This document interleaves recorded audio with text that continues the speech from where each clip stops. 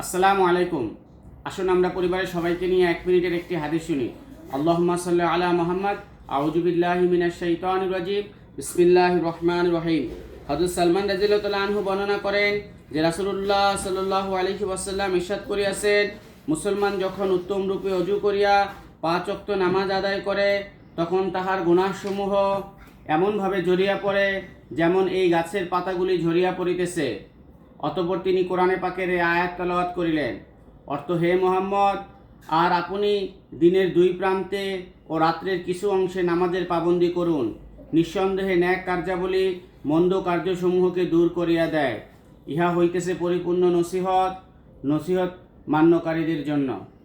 মুসনাদে আহমদ থেকে বর্ণিত। ফায়দা: কোনো আলেমদের মতে দিনের 2 প্রান্তের দ্বারা দিনের 2 অংশ বোঝানো হইয়াছে।